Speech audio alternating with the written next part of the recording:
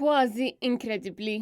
Fil-ġimgħa li fiha l-aħbarijiet dominati mis-sirqa tal-isptarijiet qabel qed jgħid li l-Partit Laburista investa fis-saħħa, diskors li kompletament injora dak li qed jiġri madwaru fejn qed jitresqu l-qorti nisu stess, inkluż il-Gvernatur tal-Bank Ċentrali u d-Deputy Leader tal-partit tiegħu. Ninvestu fikom fl-infrastruttura, fis-saħħa.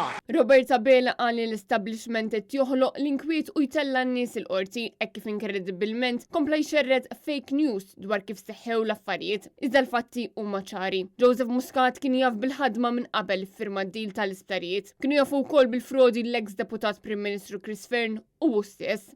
Madankollu, Abela qed ikompli jinjora x-xogħol tal-Maġistrat Vella u jmeru wkoll il-ħidma tas-sistema tal-ġustizzja li min-naħa tagħha konfermat l-ordni ta' friżar tal-assi.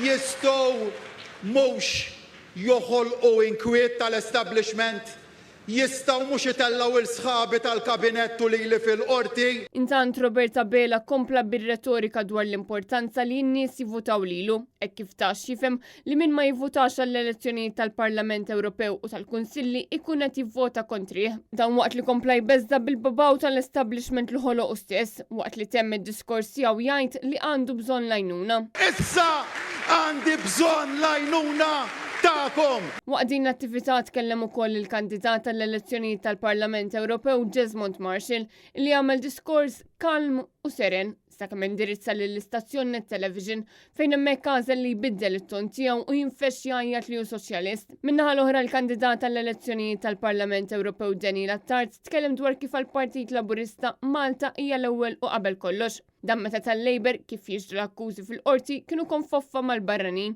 u ħadmu kontra l-interess tal-pazjenti u ċittadini Maltin.